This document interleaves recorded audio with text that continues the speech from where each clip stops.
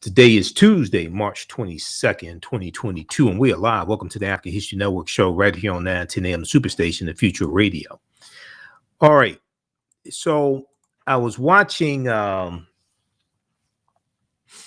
confirmation hearings today. I was watching all day on MSNBC, and I watched some on the Black News Channel as well. And over a theme that kept being repeated over and over again today was unqualified white men questioning an overqualified African-American woman. Unqualified white men and women, you throw in Marsha Blackburn, that idiot from Tennessee, but unqualified white men questioning an overqualified African-American woman. And we heard about critical race theory today from Senator Ted Cruz, who revealed today that he reads children's books. We know he read, was it Green Eggs and Ham or something like that? It's just Senator Ted Cruz is an embarrassment to Texas. We saw the attacks from Senator Josh Hawley of Missouri dealing with the child sex abuse cases and child pornography cases. We talked about that on yesterday's show, did a fact check on that from the New York Times. We saw Senator Lindsey Graham today, little whine and crying Senator Lindsey Graham, upset because his pig, J. Michelle Childs of South Carolina, his home state of South Carolina, did not get the Supreme Court justice nomination. So all this took place today, and they went for something close to probably about 12 hours or so. I was tired just watching it. I was tired just watching it. We heard about critical race theory in Georgetown Day School. We heard about the 1619 Project. We heard about the Dred Scott case of 1857. Okay. You had Senator Cornyn of Texas kept bringing up the Dred Scott case. Then you had, in the beginning, you had Senator Lindsey Graham, who brought up Dr. Leonard Jeffries, one of my teachers, speaking at Harvard University in 1992. And this is in reference to the Black Student Association at Harvard that Judge Ketanji Brown Jackson was a member of. And Dr. Leonard Jeffries speaking there and giving the Harvard speech. And he came under a lot of criticism, and he was called anti-Semitic and all this stuff. Dr. Leonard Jeffries is not anti-Semitic. I know Dr. Jeffries personally. Dr. Leonard Jeffries is one of my teachers. He's not anti-Semitic. You heard Senator Lindsey Graham attacking Dr. Jeffries and all this nonsense. But there was an article from 2 weeks ago from Fox News that they're bringing this back up with Dr. J. And Dr. Leonard Jeffries is uncle to Hakeem Jeffries, member of the House of Representatives out of the New York area. So all this came up today, and you saw Republicans just grasping for straws and not knowing what to do when they are outmatched intellectually, not knowing what to do when they're outmatched intellectually. And then Senator Ted Cruz, in his line of questioning leading up to critical race theory, starts out with Dr. King, and he references a speech that just Ketanji Brown Jackson gave years ago. And in the speech, he's quoting Dr. King, and he asked her this. She believed that he talks about Dr. King saying he wants a country where his children are judged by the content of their character, not the color of their skin. He's quoting from I Have a Dream, which was originally called Normalcy Never Again. Then it was called a council check because the speech was not a dream, not about a dream. And he quotes this, and then he goes into attacking critical race theory. And basically, critical race theory is not taught in K through 12 schools.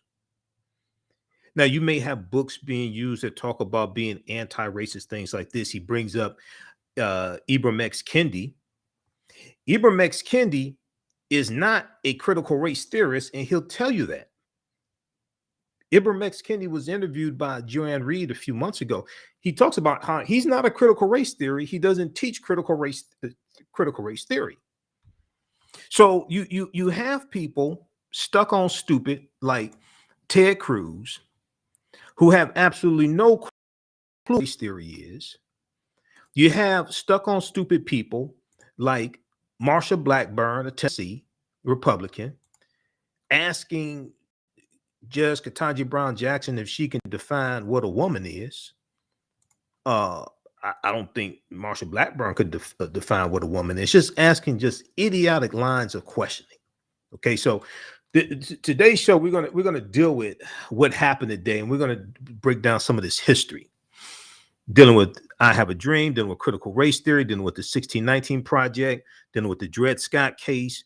Talk a little bit about Dr. J. I called Dr. Jeffries today. I called after they heard his name, and I posted about it. You follow me on Facebook and YouTube, the African History Network on Facebook, and Michael Imhotep, and my personal page, Michael Imhotep on Facebook. I posted about it today, but I called Dr. Linda Jeffries, and he wasn't home, and his voicemail box was full also. So I'm gonna try him tomorrow or when I get off the show tonight because he stays up late. But we're gonna try to get him on the show. I've interviewed him a number of times. He's one of my teachers. He was my first interview that I did back in March 2010. And we'll talk about this on the other side of the break. We're coming up on a break. Listen to the African History Network show right here on 910 a.m. the Superstation, the Future Radio. I'm your host, Brother Michael Imhotep. We'll be back in a few minutes. Stand by. Share this broadcast on social media platforms. Invite your friends to tune in. I have to get ready for this next segment. Everybody, back from break in 4 minutes. Stand by.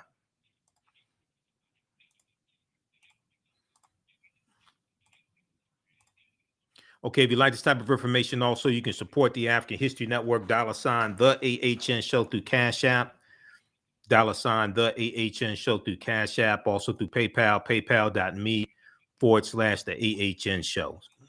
Stand by.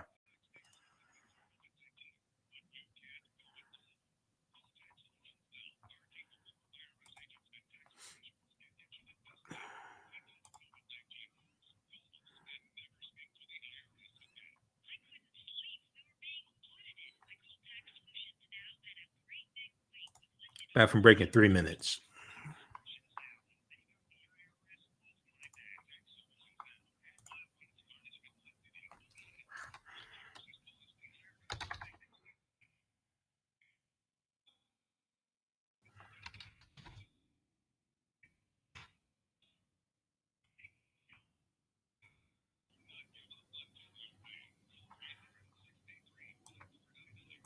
Okay, who watched the hearing today?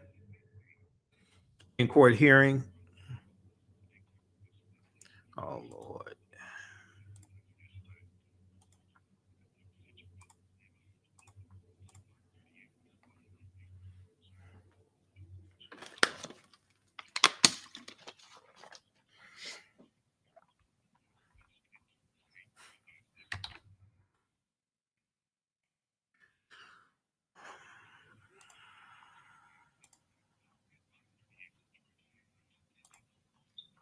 Back from break in 2 minutes.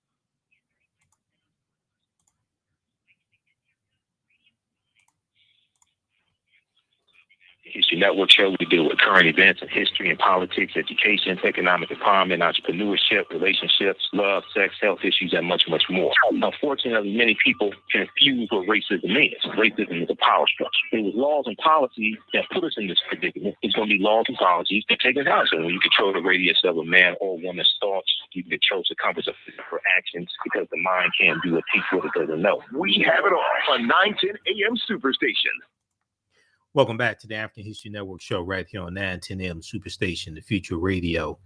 I'm your host, Brother Michael Imhotep. It is Tuesday, March 22nd, 2022, and we are live. All right, the call-in number is 313-778-7600. 313-778-7600 is the call-in number if you have a question or comment. And we're talking about, this is day 2 of the Senate confirmation hearing of Judge Ketanji Brown Jackson. And we know that the questioning started today, and Republicans tried their best, but they couldn't tie her down. They couldn't trip her up. And a lot of them really just look stupid with some of the questions that they were asking. I'm going to send you these clips, Shakita. Having problems here with Microsoft Word. I'm going to send you these clips. A lot of them look stupid with some of the questions they were asking, especially Ted Cruz. You could tell, and like with Ted Cruz, and especially with Ted Cruz, a lot of his questioning did not deal a lot with her court rulings, did not deal with her history as a judge. He wanted to talk about critical race theory because Ted Cruz probably wants to run for president again. He's going to lose. He wants to be on Fox News tonight and talk about how he stuck it to this black woman and all this stuff. And they're raising money. They're raising money right now off of critical race theory and anti-critical race theory. They're raising money right now, getting campaign donations off of critical race theory. Okay. So these are things that you're going to see. All right, I'm going to send this to you, Shakita. Cue this clip up here. Senator Coons from Democrat asked her about critical race theory. This was after Senator Ted Cruz just made a fool out of himself. Okay, we're going to go to the clip from Senator Coons here in just a minute. We have an excerpt, about a 3-minute clip of Senator Ted Cruz as well, idiotic Ted Cruz. Then they tried to pin her down on being soft on crime, things like this. She's not soft on crime. She's fair, but she's not soft on crime. Republicans want to paint her as soft on crime. They want to paint Democrats as soft on crime, things like this, and being woke and defund the police and all types of catchphrases, all types of nonsense. Okay. Shakita, this is what I'm going to do. Here's a clip of punk ass Ted Cruz. Go to this one first. We're going to mark this clip number 1. Then we'll go to Senator Coons in just a minute. Okay. I'm not a fan of Ted Cruz. He's duplicitous and spineless, but I want people to hear this. So I just sent you that from Lil Wine and Flying Ted Cruz. We'll go to that first. If we look at I want to look at these updates from the Washington Post. Washington Post has good updates. I was watching it live, but reading the updates from the Washington Post also. Okay, and I have a subscription to the Washington Post and New York Times, so I look at their live updates. Just a recap of what happened today. Ketanji Brown Jackson vows to be a neutral arbiter if confirmed by the Supreme Court. Judge Jackson gives opening statements. I decide cases from a neutral. Senator Cory Booker said Ketanji Brown Jackson's nomination helps diversify the federal courts like never before. Josh Hawley of Missouri, Republican, insurrectionist sympathizer, signals he will press Ketanji Brown Jackson on sentencing and child pornography cases. So he did that. So if we look at this here, this is the wrong. Let's That's from yesterday. I'll look at this one here from the day. Sorry. We looked at that. Well, that was what was coming up. Those were the updates from Monday. Here are the updates from Tuesday. Supreme Court nominee Jackson defends her record as judge, public defender in marathon hearing. Okay, marathon hearing. I got tired just looking at it. Judge Jackson once ruled in favor of the RNC in case involving Hillary Clinton's emails, Senator Coons notes. Senator Dick Durbin of Illinois, who chairs the Senate Judiciary Committee, notes that Judge Jackson did not call Bush, Rumsfeld, war criminals, contrary to Senator Cornyn's claim, Senator John Cornyn out of Texas. Judge Jackson on critical race theory, it doesn't come up in my work as a judge. It doesn't come up in my work as a judge. And what Ted Cruz was trying to do when he's up for re-election, I'm telling y'all, in Texas, we need to vote. I would donate to a campaign to get his narrow behind out of office. Let him fly down to Cancun where he wants to be. He abandoned the people in Texas before. He'll do it again. He's untrustworthy. There was I want to pull this up here. So Ted Cruz was talking about critical race theory for the majority of the time. And I want to pull up this. I want to pull this up here from Washington Post on critical race theory. Okay, here we go, right here. Let's look at this. So, and then we'll go to the clip. We'll go to clip one in just a second, Shakita. So Senator Ted Cruz questioned Ketanji Brown Jackson. Let's go to this here.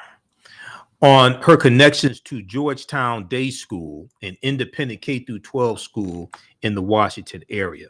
Senator Cruz asked whether Judge Ketanji Brown Jackson, who serves on the school's board of trustees, believed that critical race theory should be taught in schools. He noted that Judge Jackson once celebrated the Georgetown Day School, which was the first in the DC area to be racially integrated. He noted that Jackson was once celebrated that Georgetown Day School fosters critical thinking, interdependence, and social justice. Critical thinking, interdependence, and social justice. Now, Judge Jackson countered by saying that critical race theory, and we've talked about it here numerous times on the show before, an intellectual framework used to examine how racism is perpetuated within society. Really, it's a legal analysis. Okay, it's a legal analysis, and it's basically taught in law school, graduate school, a little bit in undergraduate school. It's not taught in K through 12. Okay. It's a legal analysis. Judge Jackson countered by saying that critical race theory is an academic theory taught at the graduate and law school level. She explained that her praise for Georgetown Day School came out of its history of integration and equality. Now, Senator Ted Cruz continued pressuring Judge Jackson on critical race, claiming that Georgetown Day School curriculum is filled and overflowing with critical race theory. Now, to these idiots, anything about race to them is critical race theory. That's not critical race theory. These are some of the dumbest people who are totally unqualified to be voting on issues that impact 330 million people.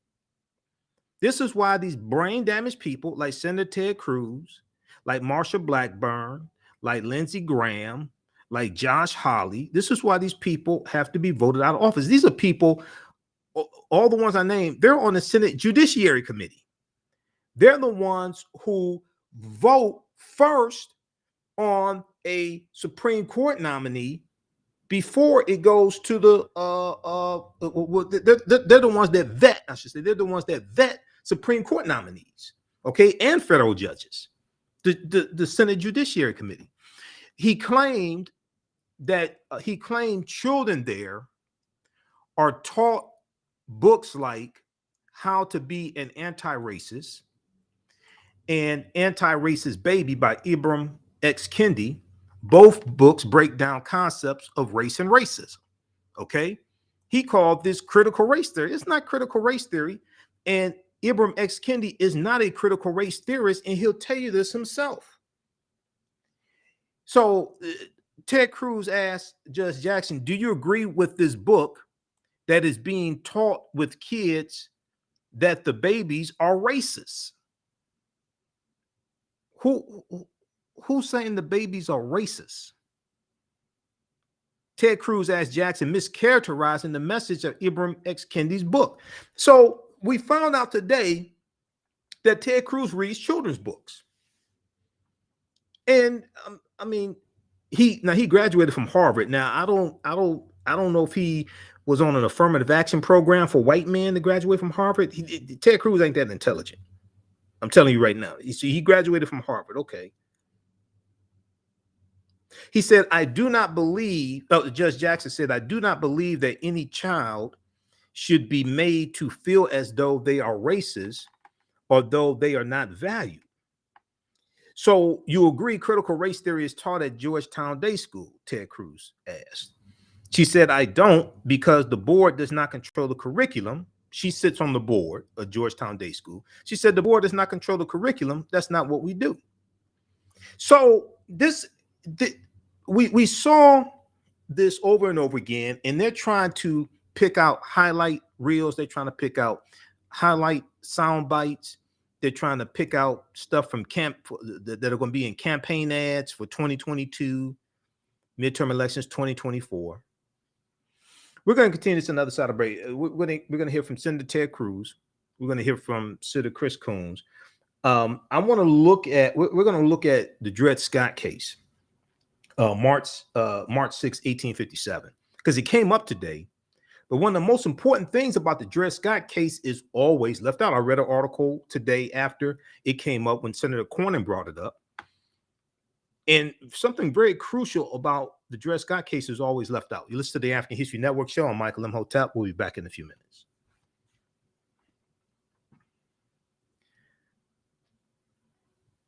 Stand by. Stand by. All right. Yeah, give us a thumbs up. Give us a heart on this broadcast. If you like this type of information, you support the African History Network, $ the AHN show through Cash App, $ the AHN show through Cash App, also through PayPal, paypal.me/the AHN show.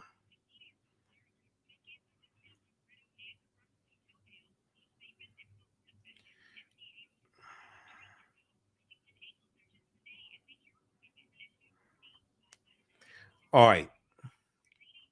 Let me post this information here. Okay, we're celebrating our 12th year anniversary of me broadcasting the African History Network show. Stand by. Back from break in 3 minutes.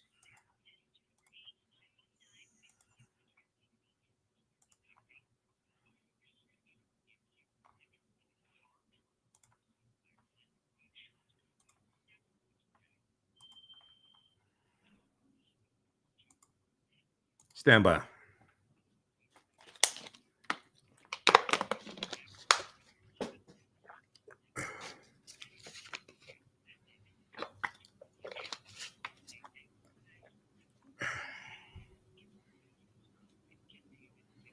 This is being recorded.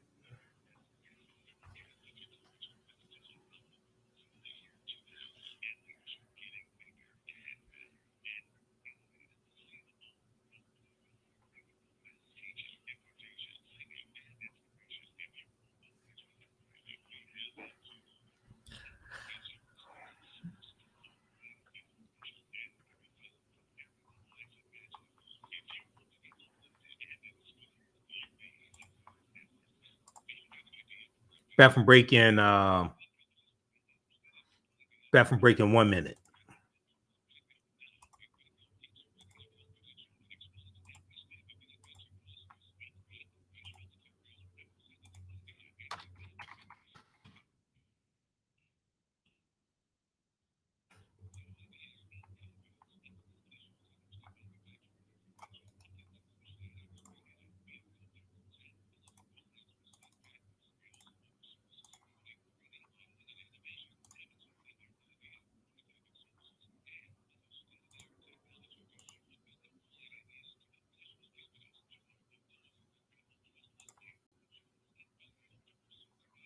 Wait.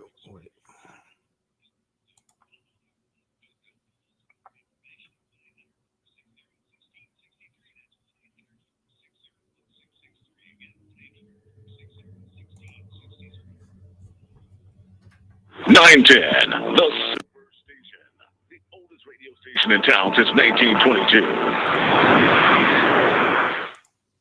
Welcome back to the African History Network show right here on 910 AM, the Superstation, the future radio. All right. So I want to remind you that you can still register for the online classes that I teach on Saturdays and Sundays.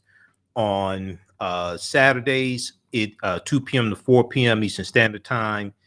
It's Ancient Kemet, the Moors, and the Maafa, understanding the transatlantic slave trade, what they didn't teach you in school. Ancient Kemet, one of the original names for Egypt. Ancient Kemet, the Moors, and the Maafa. Understanding the transatlantic slave trade, what they didn't teach you in school. Maafa is a Kiswahili term, which means the great disaster. It refers to our Holocaust, the transatlantic slave trade. So it's a 10-week online course that I teach. We deal with thousands of years of history and what leads up to the transatlantic slave trade taking place. Class is on sale $60, regularly $130. We do the sessions live. All the sessions are archived and recorded. You can go back and watch it anytime, okay? So even a year from now, you can go back and watch the entire class. Sundays, I teach from the Civil War to the Civil Rights Movement and Black Power, 1865 to 1968. So as soon as you register, you can watch the classes we did this past weekend. You can join us in class this coming weekend, okay? We have a bundle pack where you can register for both classes for only $100. All right. So I posted the information here, and it's also at our website, AfricanHistoryNetwork.com. Okay, I want to go to clip number one. Let's go to clip number one. Shakita, unfortunately, we have to listen to idiotic Ted Cruz. Let's go to clip number one from today. This is Ted Cruz crying about critical race theory.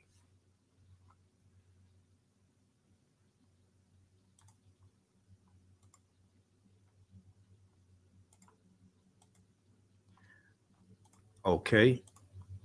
The second clip I sent you said clip number one. All right. Let me know when we get that queued I've up. heard references to the 1619 project and critical race theory, but I didn't hear that cited in any reference to your opinions as a judge. Shakita, the second clip I sent you, this is clip number one, and it says Cruz, C-R-U-Z. Okay, it says Cruz questions Judge Jackson on critical race. Let's go to that one first.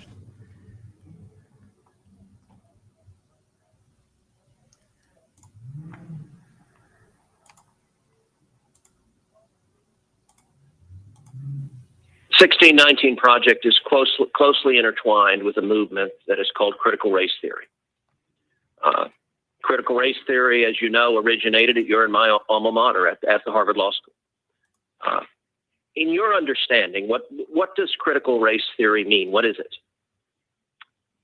Senator, my understanding is that critical race theory is it is an academic theory that is about the ways in which race interacts with various institutions. It doesn't come up in my work as a judge. It's never something that I've studied or relied on, and it wouldn't be something that I would rely on if I was on the Supreme Court.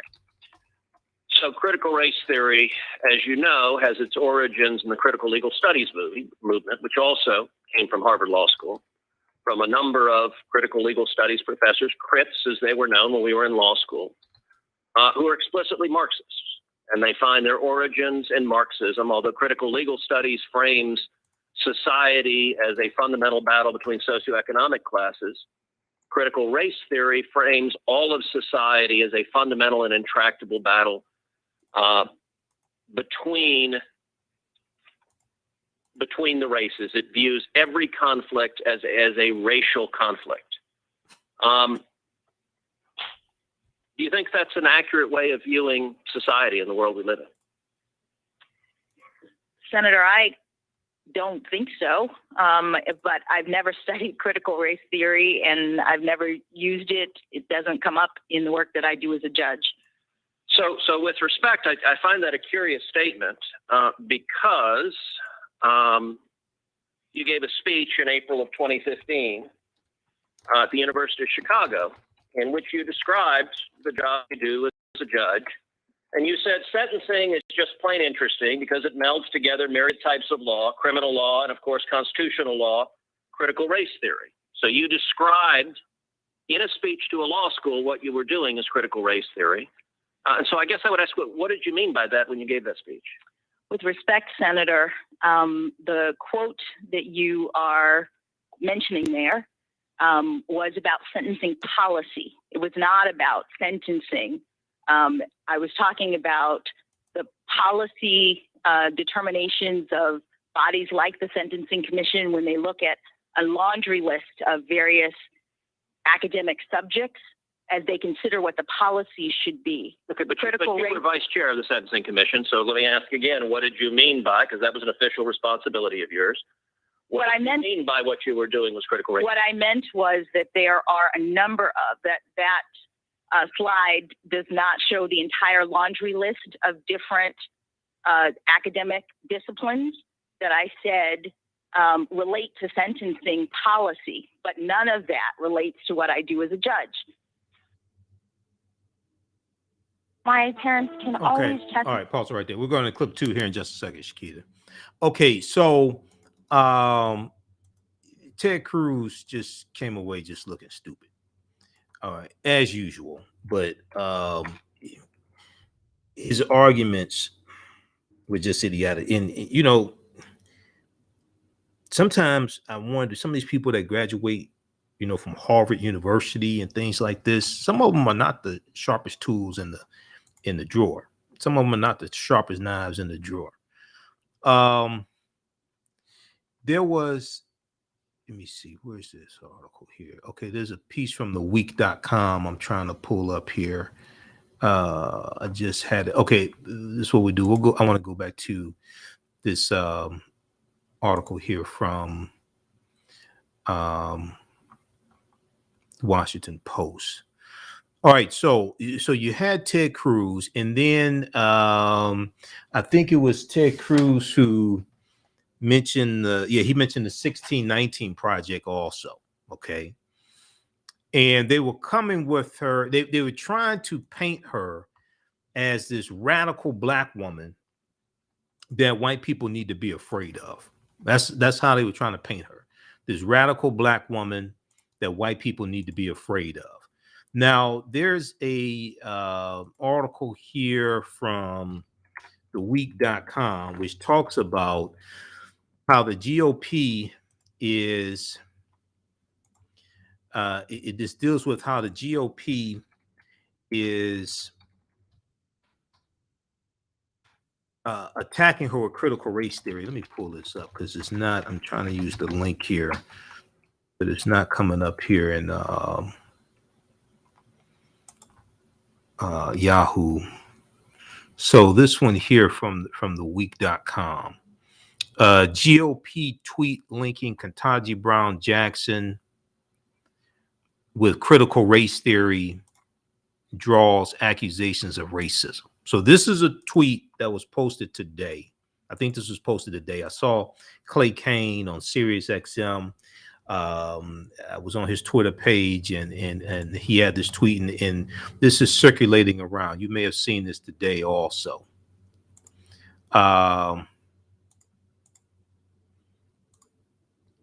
Let's look at this here.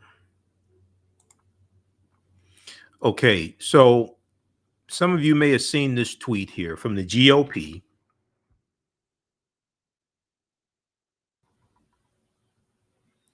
And it says, well, they actually have a tweet that says KBJ for Ketanji Brown Jackson, and they cross out the KBJ and it says CRT. Okay. And let me see, did I have that one here? All right, it's in some of the other articles, but all right, let's look at this here. So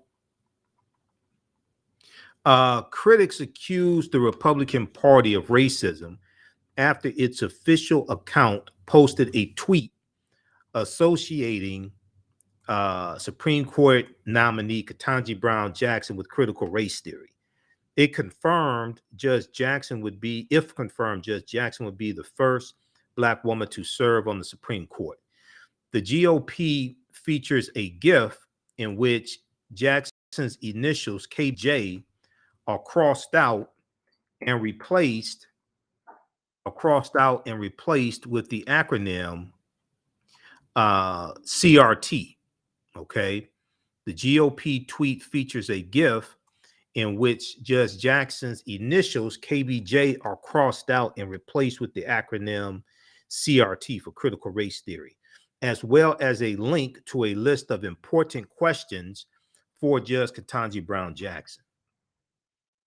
Let me see this nonsense here. Okay, so yeah, they put in the CRT. So they're trying to label her as this radical Black woman that promotes CRT, critical race theory. Now, none of these idiots can actually tell you what critical race theory is. It's not taught in K through 12 schools. They're manufacturing these dog whistle issues that they're going to push in the 2022 midterm elections. 3 of these questions are drawn directly from a 2020 lecture at the University of Michigan Law School, in which Judge Ketanji Brown Jackson,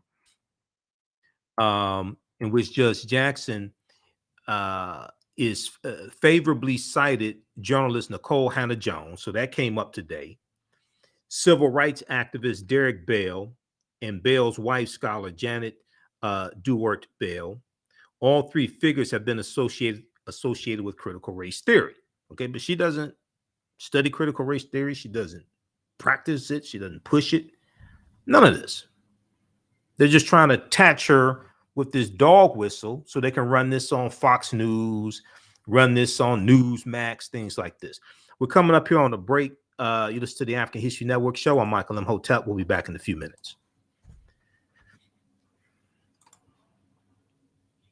All right, stand by. Back from break in 4 minutes. Stand by.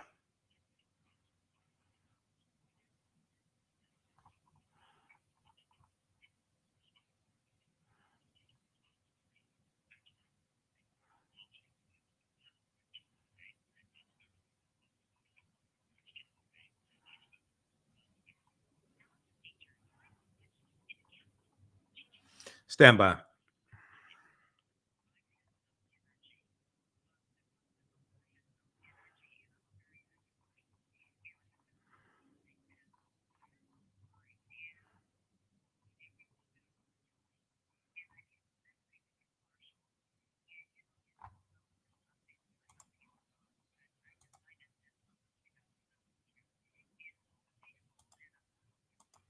Back from break in 3 minutes.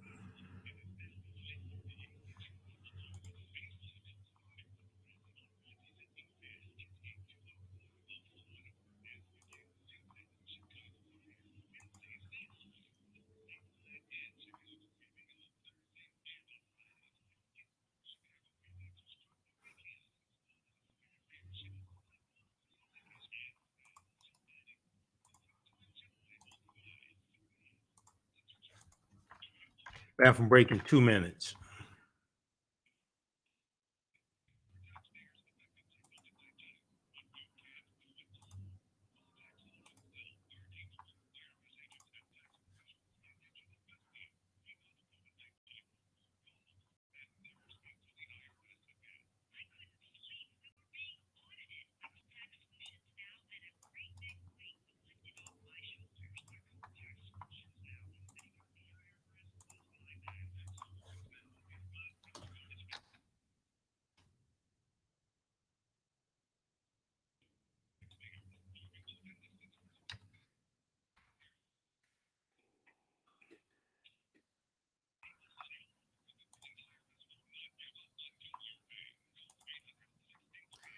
Back from break in 1 minute.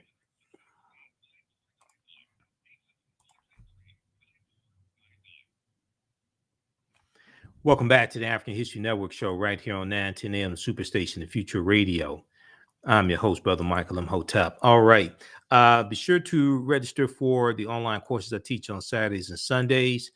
Ancient Kemet, the Moors, and the Maafa, understanding the transatlantic slave trade, what they didn't teach you in school, and from the Civil War to the Civil Rights Movement and Black Power, 1865 to 1968. Now, Saturday, March 26, 12 noon to 2 p.m. Eastern Standard Time, we have a new class starting up. It's a 2-week class, 2 consecutive Saturdays, Great African Women in History, the Mothers of Civilization. We'll deal with over 100 different African women in our history from all different time periods, from antiquity, African queens, deities, those during freedom fighters, abolitionists, scientists, doctors, educators, athletes, entertainers, all throughout history. Great African women in history, the Mothers of Civilization. This is a 2-week class, Saturdays, 12 noon to 2 p.m. Eastern Standard Time, starting March 26th. And it will be March 26th and April 2nd. Okay, so visit our website, AfricanHistoryNetwork.com, and we'll post a link here also. You can register for Great African Women in History, the Mothers of Civilization. We know that March is Women's History Month. Okay, I want to go to, let's see here. So we were looking at this piece here from theweek.com right before the break. We're going to the other clip, Shakita. We're going to that other clip here in just a second. Okay, so the GOP tweeted about Ketanji Brown Jackson, crossed out KBJ, and said CRT. They're trying to brand her as a critical race theorist. Now, another refers to remarks titled Fairness in Federal Sentencing and Examination, in which Judge Ketanji Brown Jackson briefly referred to critical race theory as relevant to the study of sentencing. The Daily Beast columnist Wajahat Ali wrote that the GOP's tweet constituted full-blown out in the open racism. Representative Eric Swalwell, Democrat of California, asked, "Why do you hate black people?" MSNBC host Mehdi Hassan called the tweet pure, unadulterated racism. Okay. Wajat Ali said no need for dog whistles anymore. Full-blown out in the open racism. Okay. With this meme here, with the gift that they have. Okay. And it's on their Twitter page, the GOP's Twitter page.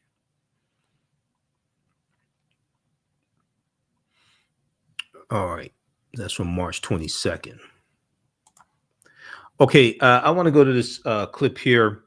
And this is Senator Coons, who came after Senator Cruz. And Judge Ketanji Brown Jackson is explaining, I have not used critical race theory to determine outcome of cases. This is Senator Coons, Chris Coons from Delaware. Let's go to this clip, Shakita. Heard references to the 1619 Project and critical race theory, but I didn't hear that cited in any reference to your opinions as a judge. In your 9 years on the bench as a district court judge, more than 570 decisions, have you ever cited the 1619 Project? No, Senator. In your 9 years on the bench and more than 570 opinions, have you ever cited the journalist or principal author of that 1619 Project, Ms. Hannah Jones? I have not. And in your 9 years on the bench and more than 570 decisions, have you ever used, employed, relied upon critical race theory to determine the outcome of any case or to impose any sentence or as a framework for your decision making? No, Senator. Would you just explain to us briefly what sort of factors you do, in fact, consider in your analysis? Senator, when I analyze a case, I am looking at the arguments that the parties raise in the case. I'm looking at the record, which is the facts of the case developed, if I'm on the Court of Appeals, developed below. And I'm looking at the law. I'm looking at any statutes I'm hewing to the text. I'm looking at constitutional provisions to the extent that they are applicable, and any precedents related to the case at issue.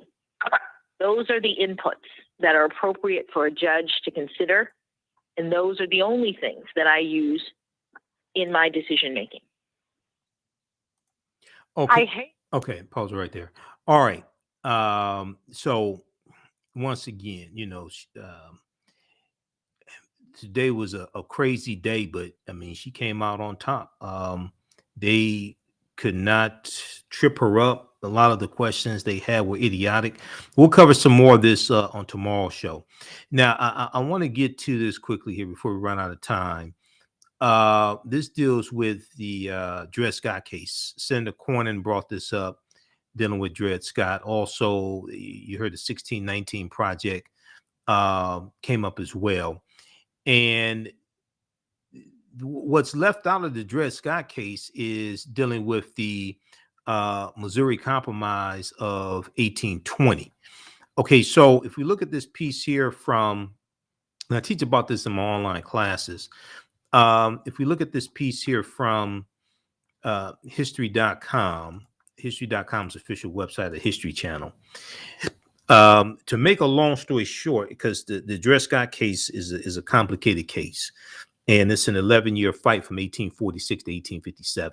But the Dred Scott case, also known as Dred Scott versus Sanford, was a decade-long fight for freedom by a African-American man enslaved named Dred Scott, whose real name was Sam Blow. The case persisted through several courts and ultimately reached the U.S. Supreme Court, whose decision incensed abolitionists, gave momentum to the anti-slavery movement, and served as a stepping stone to the U.S. Civil War. So I'm going to go down to this section here. Okay, Dred Scott was born in slavery in 1799 in Southampton County, Virginia, same county where Nat Turner had the Nat Turner Rebellion in 1831. Southampton County, Virginia. In 1818, Dred Scott moved with his owner, Peter Blow, to Alabama. Then in 1830, he moved to St. Louis, Missouri. Both were slave states where Peter Blow ran a boarding house. Now, after Peter Blow died in 1832, Army Surgeon Dr. John Emerson purchased Dred Scott and eventually took him to the state of Illinois. Illinois had abolished slavery in 1818. Okay. Illinois was a free state, and then to Fort Snelling in Wisconsin Territory, where the Missouri Compromise had outlawed slavery. Now, I read information today about the Dred Scott case in articles that were written after Senator Cornyn brought it up. Okay. The articles that I read that did not mention the Missouri Compromise. The Missouri Compromise was part of the decision of the Supreme Court because they ruled that the Missouri Compromise of 1820 was unconstitutional, which helped undermine Dred Scott's argument. Those watching on Facebook and YouTube, keep watching The African History Network on Facebook, Michael Imhotep on YouTube. We're out of time here on 9:10 a.m. Superstation WFDF. We'll talk about this some more tomorrow. Remember, right now is correct your own behavior. It's not over till we win. Wakanda forever. We'll talk to you next time. Peace. All right, stand by. Okay, so let's go back to this here. Okay, so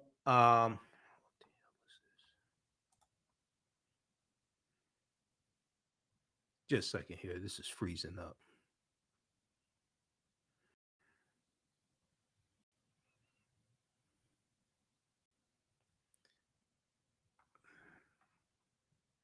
All right.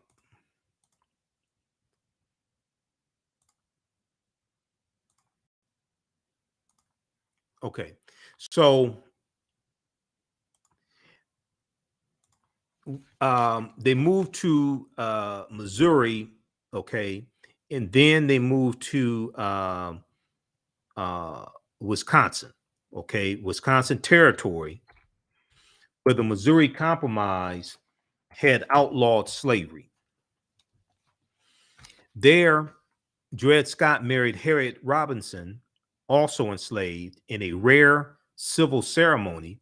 Her owner transferred ownership of Harriet over to Dr. Emerson. And let me pull something up here. Do we have? Okay, so we need to pull this up. Just a second here on the Missouri Compromise.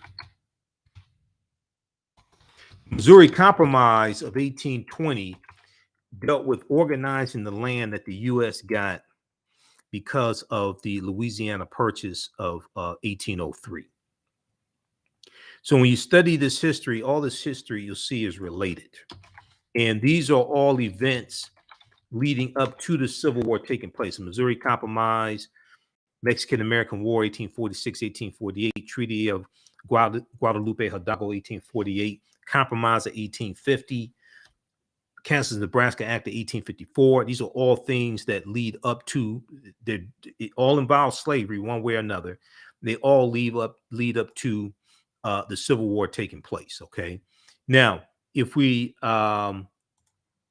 look quickly here at the Louisiana Purchase, because the Missouri Compromise of 1820 organizes the land that the U.S. gets from the Missouri Compromise, from the Louisiana Purchase of 1803. Louisiana Purchase partly happens because of the Haitian Revolution. That's 1791 to 1804. 1791 1803, they declare the Haitians declare their independence January 1st, 1804. All right, now, let's see here. Where are we?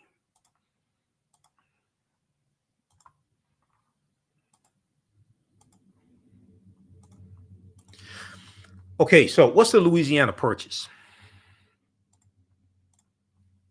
The Louisiana Purchase of 1803 brought into the United States, brought into the Union, about 828,000 square miles of territory from France, thereby doubling the size of the young republic. Thereby, the U.S. doubles the size of the territory. They carve out about 15 states out of this land they get from France. What was known at the time as the Louisiana Territory stretched from the Mississippi River in the east to the Rocky Mountains in the west, and from the Gulf of Mexico in the south to the Canadian border in the north. Part or all of 15 states were eventually created from the land, which is considered one of the most important achievements of Thomas Jefferson's presidency. Okay, so they get this land for $15 million from France. France steals this land from Native Americans and indigenous African people who were here. Here's a map. You see in the middle, Louisiana Purchase Territory, 1803. Okay. Now, the Missouri Compromise of 1820 is going to organize this land. And what it does is it allows Missouri to come into the Union as a slaveholding state, and allows Maine to come in to the Union as a free state. Okay. And where is, okay, hold on. We've got the information for the Missouri Compromise. I need to close some of these tabs.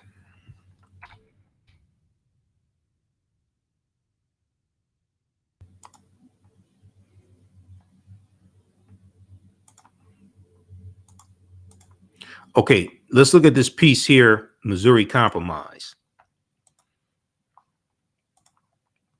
Because when in that 99 times out of 100, when I hear people talk about Dred Scott versus Sanford, they never mention the Missouri Compromise of 1820.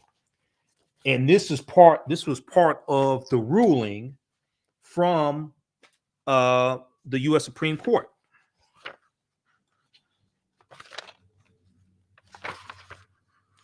Okay, in 1820, amid growing sectional tensions over the issue of slavery, the U.S. Congress passed a law that admitted Missouri to the Union as a slaveholding state, and it admitted Maine as a free state. It admitted Missouri as a slaveholding state and admitted Maine as a free state. Okay, how many of you have never heard of the Missouri Compromise of 1820?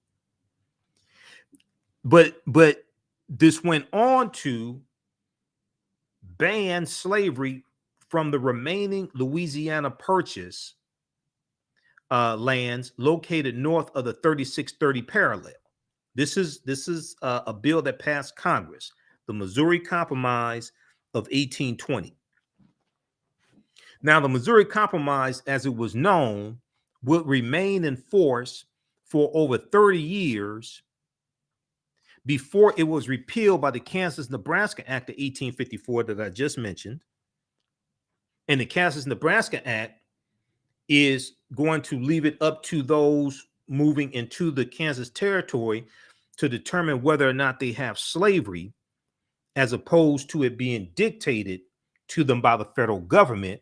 And this is going to infuriate abolitionists. And as a direct result of the Kansas-Nebraska Act of 1854, the Republican Party is founded in 1854 by groups of abolitionists to be the counter to the Democratic Party. This is the Kansas-Nebraska Act also leads to what's known as Bleeding Kansas in 1855 to about 1859, which is armed conflict between pro-slavery and anti-slavery groups in the Kansas territory. That was a result of the Kansas-Nebraska Act of 1854. Now, in 1857, the U.S. Supreme Court ruled that the Compromise of 1820 was unconstitutional in the Dred Scott case, setting the stage for the nation's final path toward the Civil War. All this connected to the explosion of the Civil War, and that's preceded by Lincoln winning the presidential election, becoming president-elect November 6, 1860. Then 6 weeks later, South Carolina seceding from the Union December 20th, 1860, because South Carolina thinks that Lincoln is going to free the slaves. Okay, so all this history is connected. Now, if we go back to let me see, this is okay. Let's continue here for a minute. Then we'll go back to the piece on Dred Scott. Pro and anti-slavery factions in Congress. When the Missouri Territory first applied for statehood in 1818, it was clear that many in the territory wanted to allow slavery in the new state of Missouri. Part of the more than 800,000 square miles bought from France in the Louisiana Purchase in 1803, it was known as the Louisiana Territory until 1812, when it was renamed to avoid confusion with the newly admitted state of Louisiana. Missouri's bid to become the first state west of the Mississippi River and to allow slavery within its borders set off a bitter debate in a Congress that was, like the nation itself, already divided into pro and anti-slavery factions. In the North, where abolitionist sentiment was growing, many people opposed the extension of the institution of slavery into new territory. But also in the North, their economy was not largely based upon slavery. And by they had shortly after the American Revolutionary War, they start abolishing slavery in northern states. And even by 1787 at the Philadelphia Convention, 5 states have already abolished slavery. You have Vermont, Connecticut, Philadelphia, Pennsylvania. They have the Pennsylvania Gradual Abolition Act of 1780. You have Massachusetts right around 1780. So northern states, because their economy was not largely directly based upon slavery, they had already started abolishing that shortly after the American Revolutionary War. So in the North, where abolitionist sentiment was growing, many people opposed the extension of the institution of slavery into new territory and worried that adding Missouri as a slaveholding state would upset the balance that currently existed between slave and free states in the Union. So you had 11 prior to Missouri, prior to the Missouri Compromise of 1820, you had 11 free states and 11 slaveholding states. They kept a balance between free states and slaveholding states, okay? Pro-slavery Southerners, meanwhile, argued that new states like the original 13 colonies should be given the freedom to choose whether to permit slavery or not. During the debate, Representative James Talmadge of New York proposed an amendment to the statehood bill that would have eventually ended slavery in Missouri and set the existing enslaved workers there free. The amended bill passed narrowly in the House of Representatives, where Northerners held a slight edge.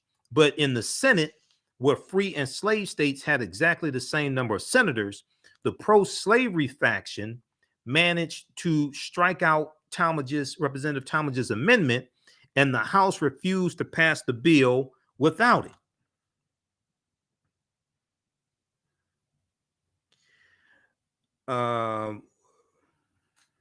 Okay. So Maine and Missouri, a two-part compromise. After this stalemate, Missouri renewed its application for statehood in late 1819.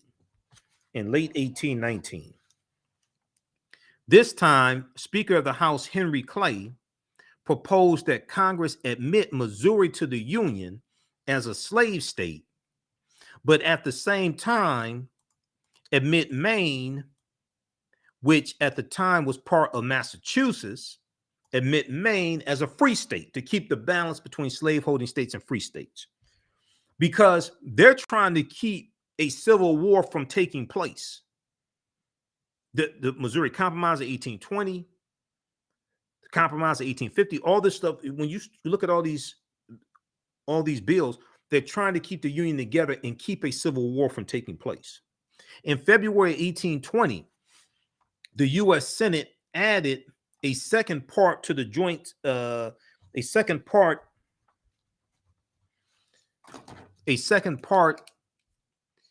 to the joint statehood bill, with the exception of Missouri. With the exception of Missouri, slavery would be banned in all of the former Louisiana Purchase lands north of an imaginary line drawn at the 3630 latitude, which ran along Missouri's southern border.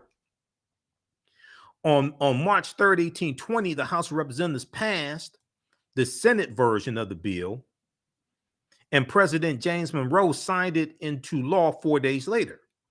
The following month, the former president, Thomas Jefferson, wrote to a friend that the Missouri question, like a fire bell in the night, awakened and filled me with terror. I considered it at once as the nail, K-N-E-L-L, nail of the Union. It is hushed indeed for the moment, but this is a reprieve only, not a final sentence. This is a reprieve only, not a final sentence. So you have the Kansas-Nebraska Act of 1854 is going to repeal the Missouri Compromise of 1820, but in Dred Scott versus Sanford, March 6, 1857, U.S. Supreme Court decision, U.S. Supreme Court is going to rule that the Missouri Compromise of 1820 was unconstitutional. And one of the territories that Dred Scott's slave owner took him into was Wisconsin. Wisconsin territory. Wisconsin was free territory because of the Missouri Compromise. U.S. Supreme Court rules that it's unconstitutional for the federal government to dictate to the territories or states whether or not they can have slavery, which undermines Dred Scott's argument. The Missouri Compromise of 1820 is part of that decision. It's part of the Dred Scott decision. Though the Missouri Compromise managed to keep the peace for the moment, it failed to resolve the pressing question of slavery and its place in the nation's future. It failed to resolve the pressing question of slavery and its place in the nation's future. Southerners who opposed the Missouri Compromise did so because it set a precedent for Congress to make laws concerning slavery, while Northerners disliked the law because it meant slavery was expanded into new territory. And it's the same thing with the Kansas-Nebraska Act of 1854. This allowed slavery to spread in new territories, which is what caused the Republican Party to be created. Now, for the majority of the time that slavery exists in this country, you don't have a Republican Party or a Democratic Party. The Democratic Party wasn't founded in 1828. They were known as Jacksonian Democrats, named after Andrew Jackson. Republican Party wasn't founded until 1854. I mean, this is 7 years before. This is 7 years before Civil War starts in 1861. In the decades after 1820, as westward expansion continued and more of the Louisiana Purchase lands were organized as territories, the question of slavery's extension continued to divide the nation. This stuff, when you go look at all these bills, they're trying to keep the Union together and keep a civil war from exploding. The Compromise of 1850 was a result of the Mexican-American War of 1846-1848, and that war ends with the Treaty of Guadalupe Hidalgo. In that treaty, the U.S. gets the territory that makes up California, Arizona, New Mexico, Colorado, Utah, and Nevada. They get all that land from Mexico for about $15 million. Mexico loses a third of their land as a result of the Mexican-American War, because these Europeans here in the U.S. wanted to take over the entire North American continent. And the Compromise of 1850 was a group of 5 bills that passed Congress after the Treaty of Guadalupe Hidalgo of 1848. And the Compromise of 1850 was designed to organize the land that the U.S. got from Mexico from the Mexican-American War. And the 5th of those 5 bills was the Fugitive Slave Act of 1850, which is going to intensify the abolitionist movement and cause more runaway slaves, not just to go up north, but to go into Canada. The Compromise of 1850, which admitted California to the Union as a free state, it required California to send 1 pro-slavery senator to maintain the balance of power in the Senate. California was admitted as a free state, but when you study history of California tried to where's that article? California tried to ban black people from living in California. This is in 1849, 1850.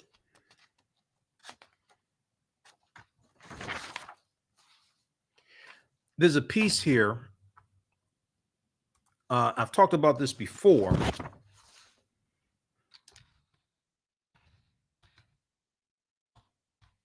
California once tried to ban black people.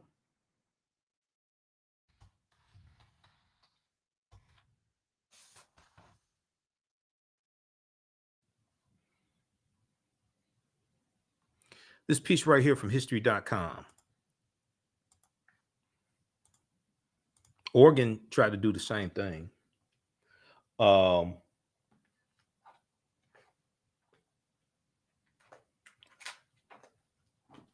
Oregon tried to do the same thing as well. Because when you look at the history of Oregon,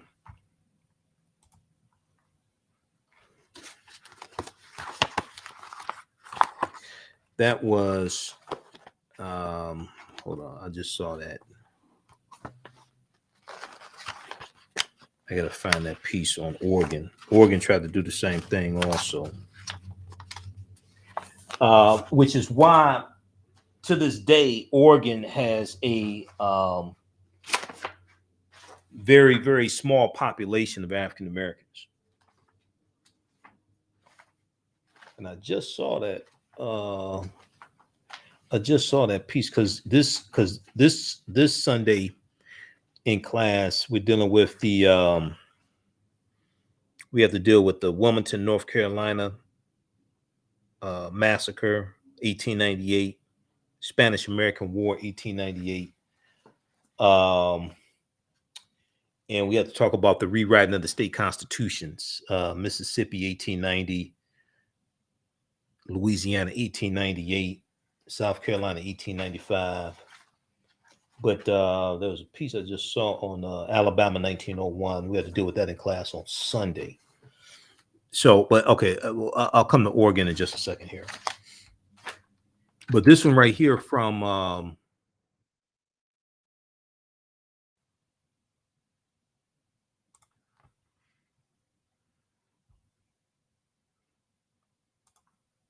this one right here from history.com. Let's look at this very quickly. California once tried to ban black people. The new state's leaders banned slavery, but tried to kick free African Americans out. When Peter Burnett, who was a white supremacist, Peter Burnett took the podium in Sacramento in 1849,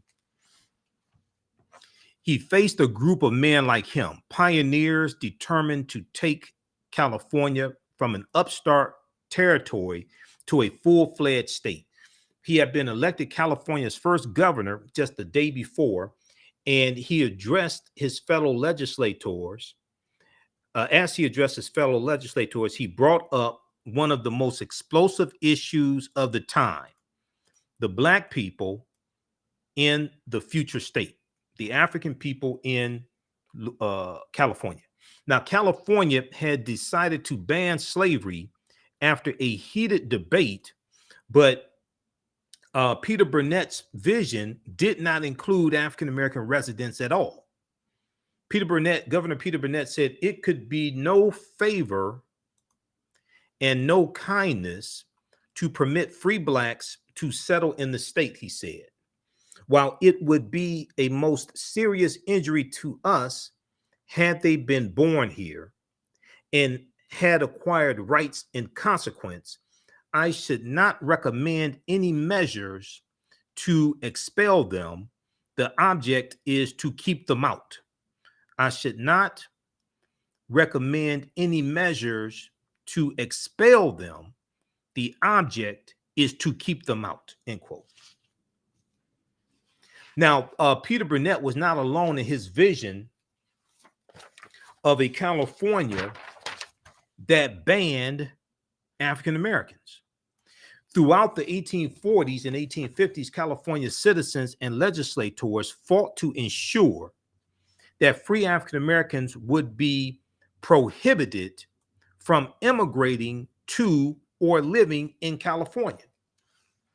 And though their efforts eventually failed, they reflected the fear and racism faced by African Americans in the American West.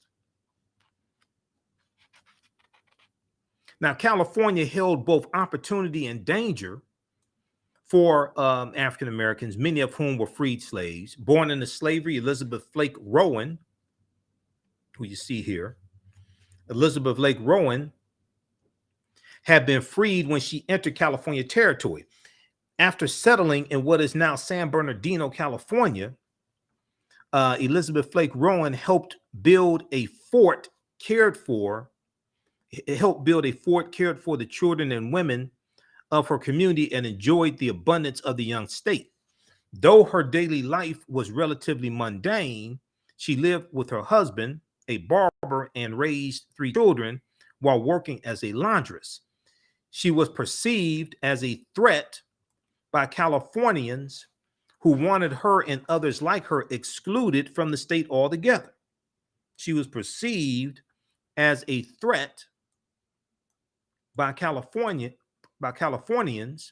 who wanted her and others like her excluded from the state altogether.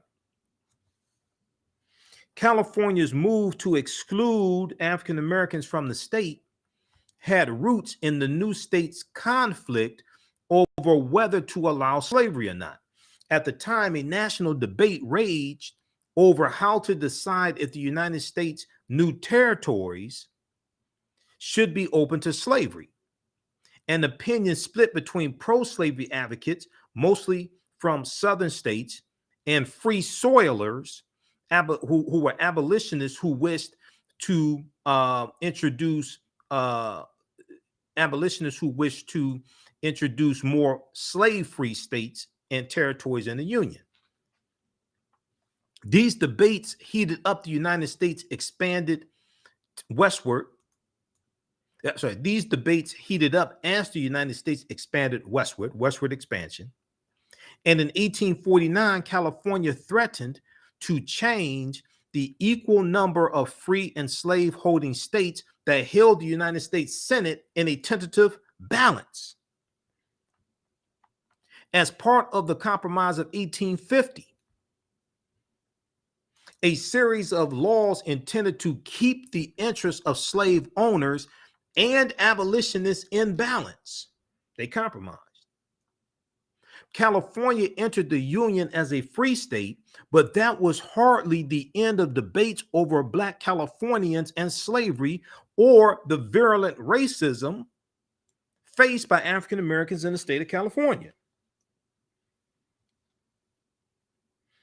Okay, read the rest of this here. I want to go back to Dred Scott versus Sanford here for a second. And so read that. That deals with when California tried to ban African Americans.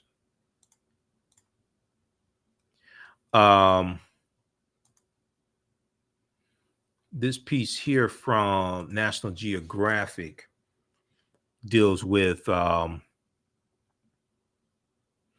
when Oregon legally banned African Americans.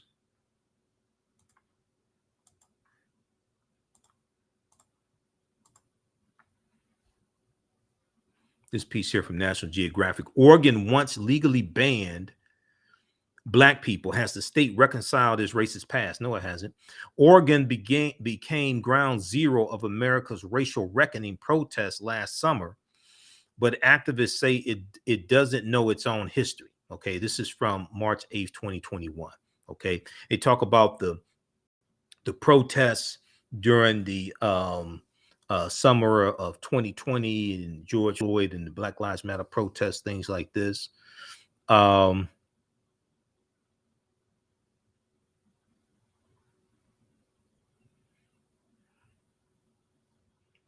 me see here.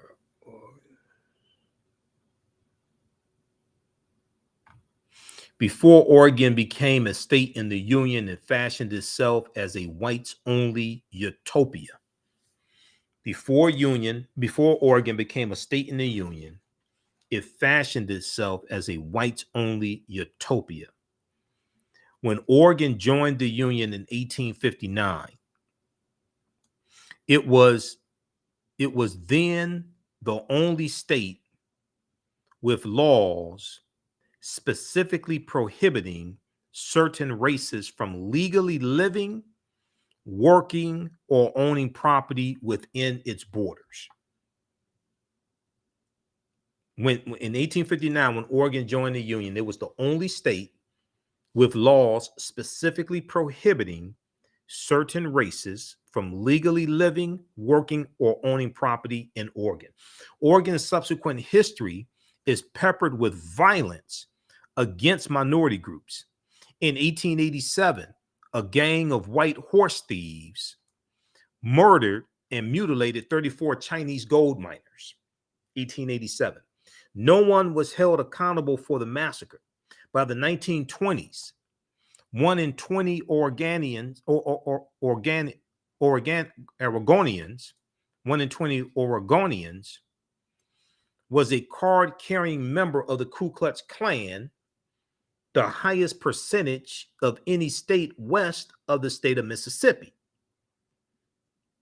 In the 1970s, separatists in the region proposed creating a white ethno-state called the Northwest Territorial Imperative,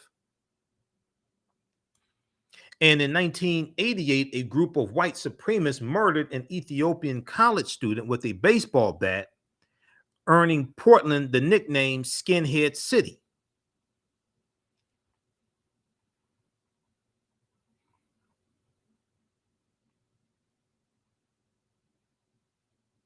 In 1841, the USS Peacock, an American scientific exploration vessel, shipwrecked in the choppy coastal waters at the mouth of the Columbia River. The entire crew, including a black cook named James Saules, S-A-U-L-E-S, was rescued. While most of the crew rejoined the expedition, Saules decided to stay. Black sailors may have landed in what would become Oregon as early as 1578 with Sir Francis Drake's expedition, but by the time James Saules arrived more than 250 years later, there were perhaps only 24 African-American residents. Okay, read the rest of this here. We'll probably talk about this some other time. Because they instituted a lash law in Oregon to run the free African Americans out. The same year, Oregon's provisional government passed the Black Exclusion Bill, which included a section known as the Lash Law, L-A-S-H. It prohibited African Americans from entering the state and required all former slaves who had settled in Oregon to leave. Those who failed to obey the order would be publicly flogged with, quote, not less than 20, no more than 39 stripes, end quote. Now,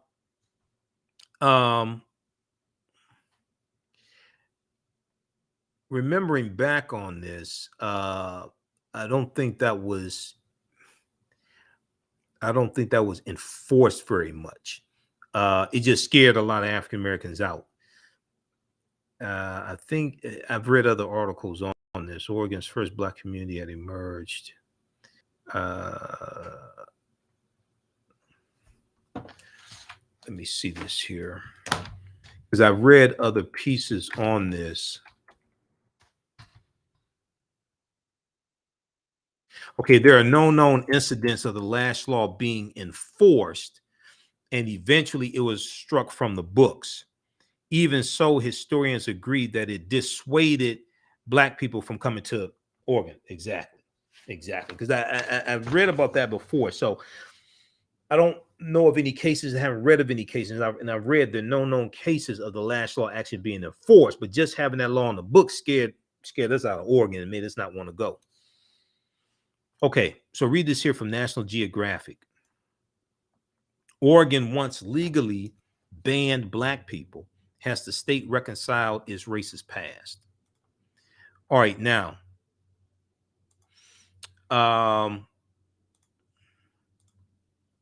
want to go back to this here quickly with Dred Scott. We got to the crux of it.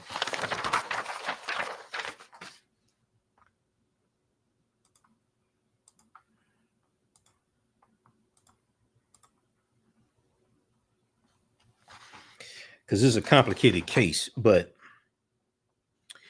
if you go down to see, a lot of people talk about Chief Justice Taney, and who said that a Black man has no rights that a white man is bound to respect, or something to that effect. But they don't talk about the Missouri Compromise of 1820, which nullifies Dred Scott's argument.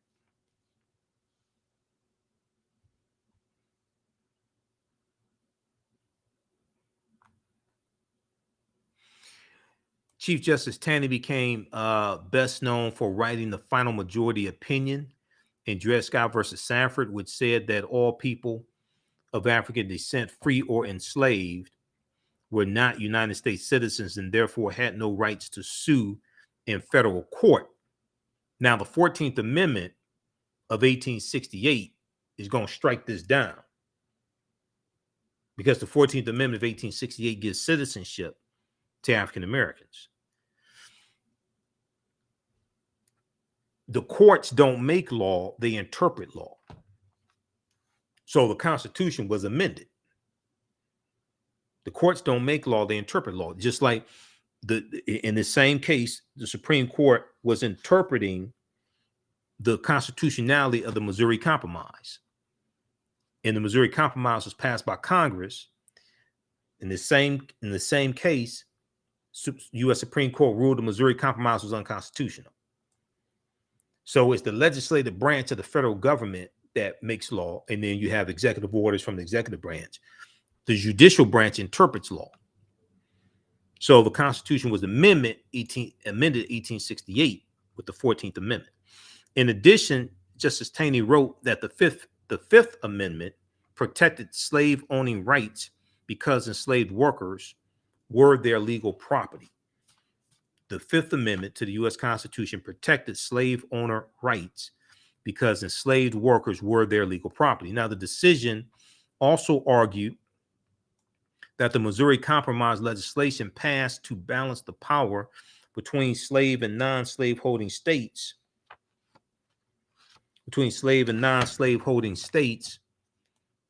was unconstitutional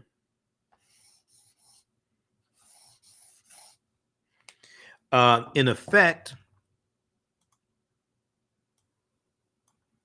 This meant that Congress had no power to prevent the spread of slavery.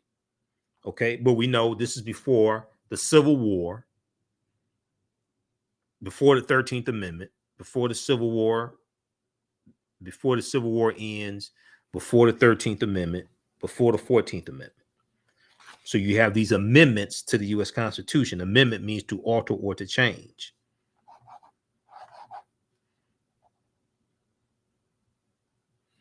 All right.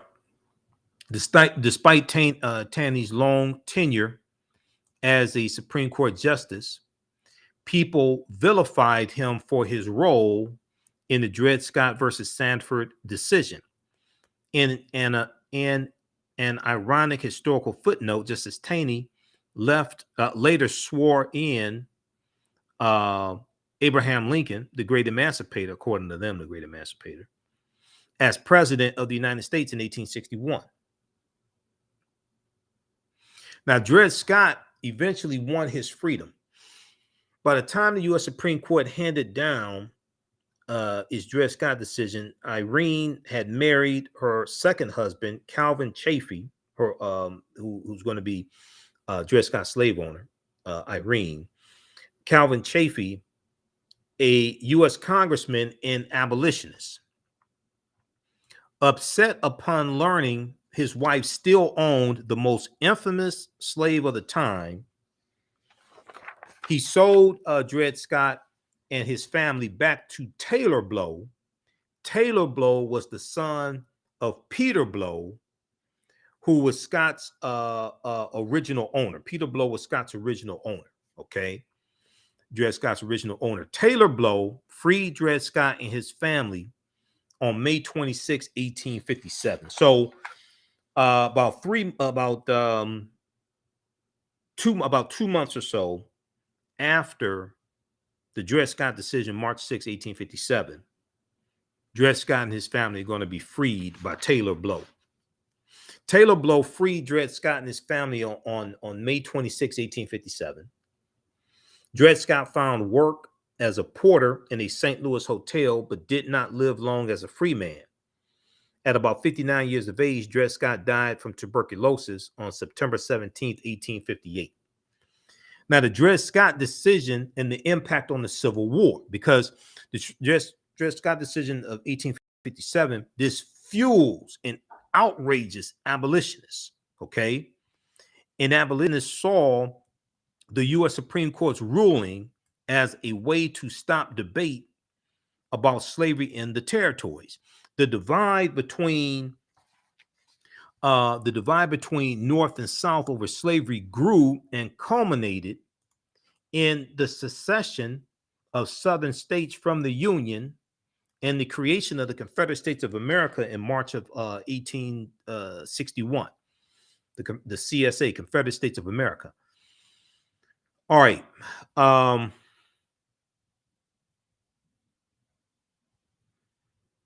Okay, so read the rest of this here. This deals with the Dred Scott decision. I'll boil down the case because this is a complicated case. I simplified this case. You can read all about it here if you like.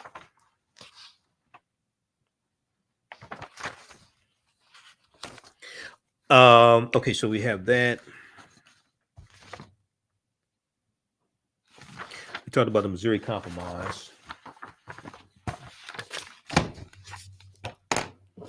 And these are all things that I deal with in the class also. It just happened to come up in the case today. So it just happened to come up in the Judge Ketanji Brown Jackson's confirmation hearing today. So I said, okay, we'll talk about this. Because I was surprised that this history came up today in Dred Scott.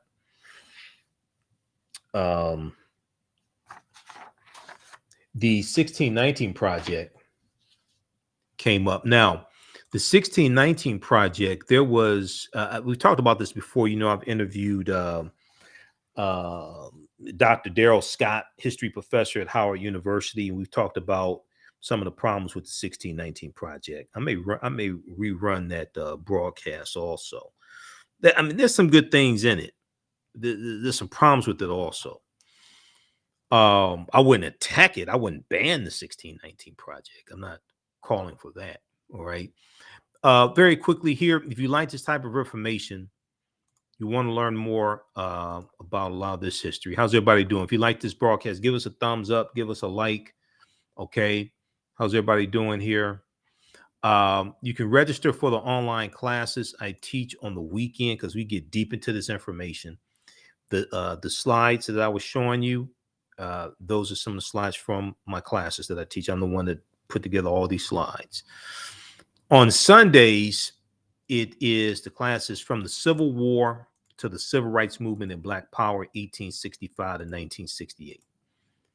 So a lot of the stuff we do with the Dred Scott case, Missouri Compromise, 1820, Mexican-American War, Texas winning its independence, 1836, Mexico winning its independence from Spain, 1821, Mexico abolishing slavery, 1829, Vicente Guerrero, who was of African descent, becoming president of Mexico, 1829, Treaty of Guadalupe Hidalgo, 1848, Missouri Compromise, Compromise of 1850, Kansas-Nebraska Act, 1854, Bleeding Kansas, 1855, formation of the Republican Party, presidential election, 1860, Civil War, 1861, 1865, 13th Amendment, ratified December 6, 1865, when Georgia ratifies 13th Amendment, Juneteenth, June 19th, 1865, Major General Gordon Granger goes into Texas, delivers General Order Number 3, Special Field Order Number 15, January 1865, all that history. Then Reconstruction, 1865 to 1877, the Reconstruction era that's not taught a lot about in school. Jim Crow era, World War I, World War II, Civil Rights Movement, Black Power Movement. We deal with all that in this class here. And we start in about 1803 with the Louisiana Purchase and the Haitian Revolution. From the Civil War to the Civil Rights Movement and Black Power, 1865 to 1968. So I teach this on Sundays, 2 p.m. to 4 p.m. Eastern Standard Time. Then I do my radio show 9 p.m. to 11 p.m. on Sundays. We do this class live. All the sessions are recorded. You can go back and watch it anytime. As soon as you register, you can watch the class. The classes we did, this past weekend. Okay, this is a 10-week online class. It's on sale $60, regular $130. We have a bundle pack. We can register for both classes that I teach, both 10-week online classes. That one, and also Ancient Kemet, the Moors, and the Maafa, understanding the transatlantic slave trade, what they didn't teach you in school. We have a bundle pack on sale for $100. It's regularly, it's a $260 value, okay, on sale for $100. And once you register for the class, you have full access. So even a year from now, 2 years, you can go back and watch the entire class, okay? You can use this information with your children. Also, I would say the information is PG-13, but